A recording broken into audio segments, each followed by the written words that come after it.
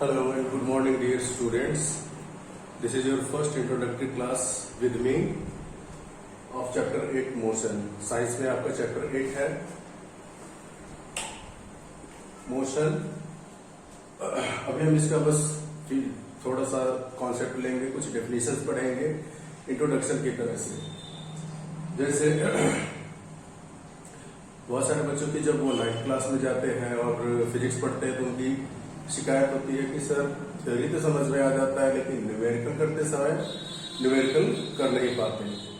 तो उनसे मैं यही कहना चाहूंगा कि न्यूमेरिकल बनाने के लिए आप शुरू से जो भी कॉन्सेप्ट्स है, जो भी डेरिवेशन है, फॉर्मूला है, उन सबको एकदम बेसिक फॉर्म में अच्छे से समझें. जो डेरिवेशंस आएंगे इस वाले चैप्टर में आप इक्वेशंस ऑफ मोशन पढ़ेंगे, कुछ ग्राफिकल टर्म्स आएगा, ग्राफिकल इंटरप्रिटेशन होगा, ग्राफिकल एनालिसिस पढ़ेंगे. इन सब चीजों को थोड़ा ध्यान से समझें, ऑटोमेटिकली सब कुछ आप अच्छे से कर पाएंगे. So let us start with in the physical world motion is one of the most common phenomena. Physical world में मोशन बहुत ही आम घटना है. फेनोमेना मतलब घटना, बहुत ही आम सी घटना है जिसे हम मोशन कहते हैं.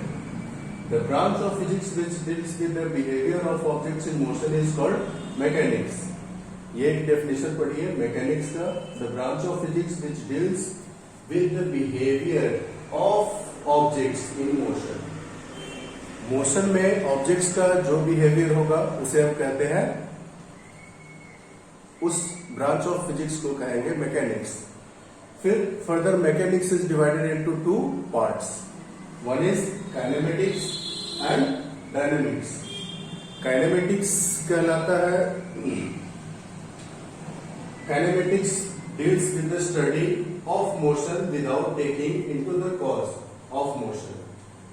मतलब काइनेमेटिक्स फिजिक्स का वो ब्रांच है, मैकेनिक्स का वो ब्रांच है जिसमें हम मोशन को स्टडी करेंगे बिना उसके कारणों का पता लगाए. क्या कारण है, क्या रिस्पॉन्सिबल है, कौन सी चीजें मोशन के पीछे है, उन चीजों को हम इग्नोर करेंगे. बस मोशन किस फॉर्म में है, क्या है. तो काइनेमेटिक्स, ये जो काइनेमेटिक्स है जिसे स्टैटिक्स भी कहा जाता है, आप 10th क्लास के बाद मैथमेटिक्स में और फिजिक्स में दोनों में ही पढ़ेंगे. Dynamics, it is concerned with the cause of motion, that is force. Dynamics mechanics का दूसरा ब्रांच है जिसमें हम मोशन के जो कॉज है, जैसे मोशन का मेन कॉज है फोर्स, तो फोर्स और साथ ही साथ मोशन के बारे में डिटेल में पढ़ेंगे. तो अभी आप मेनली डायनेमिक्स का कुछ पार्ट करेंगे छोटा सा. चलिए अब डिफाइन करें motion. An object is said to be in motion if it changes its position with respect to time and a point of reference और origin. An object is said to be in motion if it changes its position with respect to time and a point of reference. Point of reference को हम origin भी कहते हैं, हिंदी में कहें तो मूल बिंदु. मूल बिंदु यानी स्टार्टिंग पॉइंट, जहां से कोई चीज अपना मोशन अपनी गति प्रारंभ करेगा. तो पॉइंट ऑफ रेफरेंस के बारे में ज्यादा डिटेल में आप फर्दर क्लासेस में पढ़ेंगे. थोड़ा सा ओवरव्यू में बता देता हूं. किसी भी चीज को अ point of reference is another object और सीन. कोई सा भी ऑब्जेक्ट और कोई सा भी दृश्य जिसके रिस्पेक्ट में किसी चीज के पोजीशन को with respect to which we compare an object's position. किसी ऑब्जेक्ट के पोजीशन को चीज के, सॉरी फॉर इंटरप्शन. चलिए आपने यहाँ पॉइंट ऑफ रेफरेंस तक समझा. उसके बाद है मोशन. मोशन के टाइप्स. मोशन के 3 टाइप्स है, translatory, rotatory and vibratory. Translatory motion, rotatory motion and vibratory motion. Translatory motion मतलब एक ऑब्जेक्ट का एक जगह से दूसरी जगह पे खिसकना, पोजीशन का चेंज करना. ट्रांसलेटरी मोशन 2 तरह का है, rectilinear as well as curvilinear. Rectilinear, the motion which happens or which takes place along straight line path. एकदम सीधे रास्ते पर जो गति होगी उसको हम कहेंगे rectilinear motion. Motion which takes place along straight line path. Curvilinear the motion which takes place along curved path. Curved path मतलब एक्स और वाई दोनों ही एक्सिस में इन्वॉल्व होगा। Straight line path rectilinear motion में सिर्फ और सिर्फ एक्स एक्सिस या वाई एक्सिस हम इन्वॉल्व करेंगे, जबकि कर्विलिनियर पाथ में दोनों ही एक्सिस इन्वॉल्व होगा। नेक्स्ट रोटेटरी मोशन की बात करें तो rotatory motion rotation about a fixed axis that is top.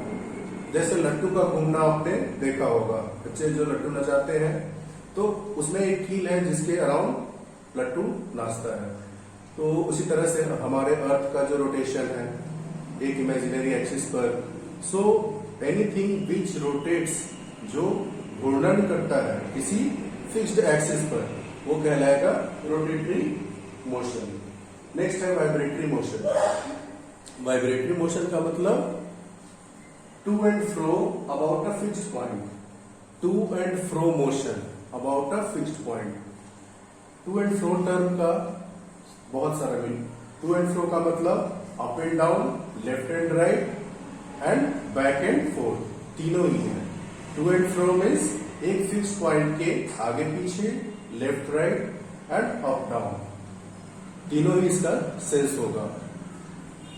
चलिए now come to physical quantities. Physical quantities के बारे में डिटेल में आप 11th क्लास या 12th क्लास में ज्यादा डिटेल में पढ़ेंगे। फिलहाल हम दो तरह की फिजिकल क्वांटिटीज से कंसर्न होंगे और इन्हीं दोनों से हमारा संबंध रहेगा, scalar quantities and vector quantities.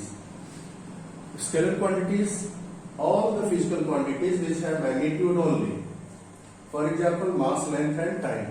वो सारी फिजिकल क्वांटिटी जिसमें सिर्फ और सिर्फ मैग्नीट्यूड यानी परिमाण हो।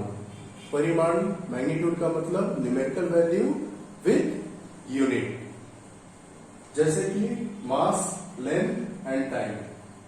इन सारी फिजिकल क्वांटिटीज को हम स्केलर क्वांटिटी कहेंगे। Vector quantities all the physical quantities which have magnitude as well as direction, for example displacement, velocity and force etcetera. तो वो सारी फिजिकल क्वांटिटी जिसको बोलने पर, पढ़ने समझने पर इंट्यूसिवली हमारे दिमाग में डायरेक्शन का आइडिया आ जाए, उन सबको कहेंगे वेक्टर क्वांटिटी। तो एवरी अल्टरनेट यानी मंडे, वेडनेसडे एंड फ्राइडे 3 दिन आप फिजिक्स का लेसन लेंगे और रेस्ट आप जिस भी ऑनलाइन मटेरियल, ऑफलाइन मटेरियल को यूज करना चाहे अपनी अंडरस्टैंडिंग के लिए यूज करें, पढ़े समझे। Thank you.